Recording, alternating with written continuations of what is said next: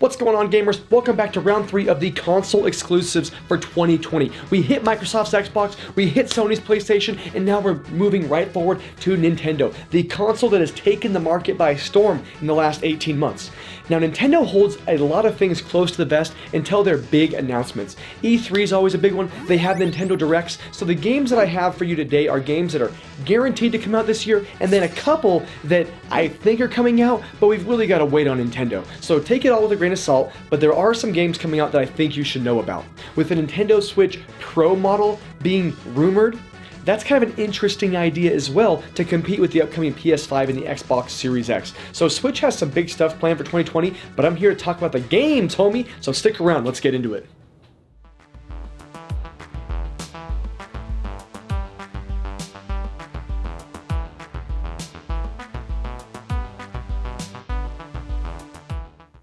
First game up sounds a lot like a Tinder profile. Deadly Premonition 2, a blessing in disguise. That sounds like someone, 18 kids, 4 divorces later, but hey, I'm a blessing in disguise, just waiting for the right one.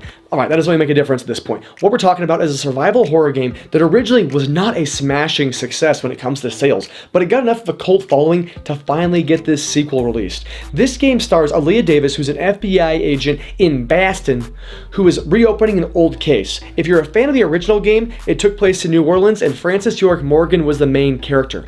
So this game takes place in a completely different setting, but I'm told that it does intertwine a little bit. So whether that means you should play the original game to catch up on this one, I don't know for sure.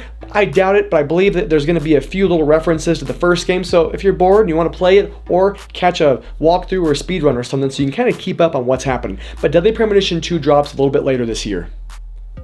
No More Heroes 3 is the next game up. Now, this game is set 2 years after Travis Strikes Again. Now, if you played Travis Strikes Again, it was a little bit of a detour from the traditional No More Heroes gameplay, but we're back to the hack and slasher that fans of the original 2 loved and fell in love with in the first place. This is a funny, fun hack and slash game, and Travis is a character. And this game takes place with a bunch of aliens coming in to take over the world. A little bit generic in terms of the actual plot, but they're going to incorporate quite a bit of their own humor and flair to make this a very unique experience. And what better way to play it than as Travis? I'm telling you, if you haven't played this game, you got to check it out.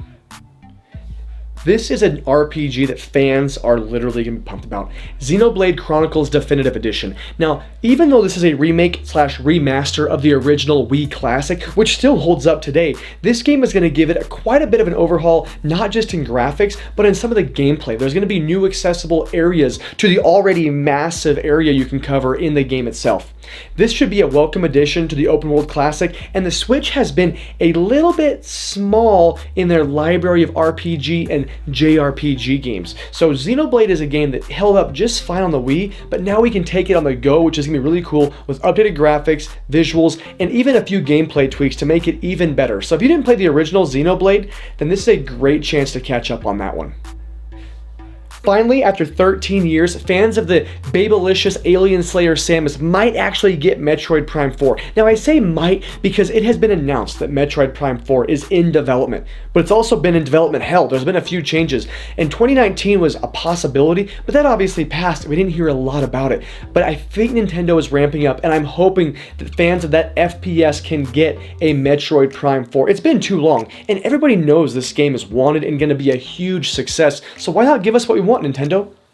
Come on, bring it over here.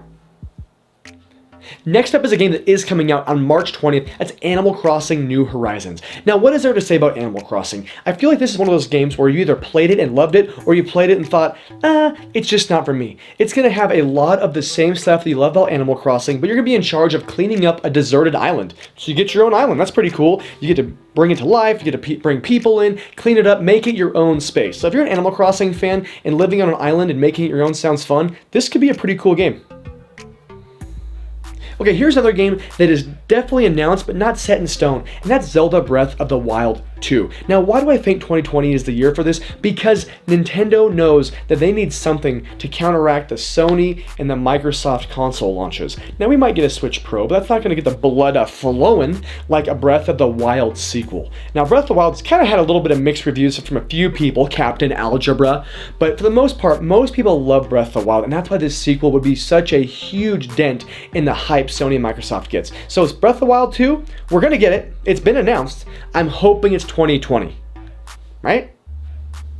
Another game that has not got a definitive release but has been talked about for a while, in 2020 seems like the real year to get it, and that's Bayonetta 3. We're going to get our favorite Umbra Witch, I hope, in 2020. The hack and slashing can commence. We can get it going. Let the journey begin again. Fans have been waiting for this game, and it was announced a couple years ago. And typically if Nintendo announces something and it takes a couple years, there's a pretty good chance we're going to get it. It doesn't seem like it's had a ton of development hell or anything crazy like that. It's just one of those games that kind of gets put on the back burner, but it seems like we're getting closer and closer to an actual release of Bayonetta 3, and I know it's coming out. There isn't an official release, but I'm telling you, 2020 is going to be the year for Bayonetta 3.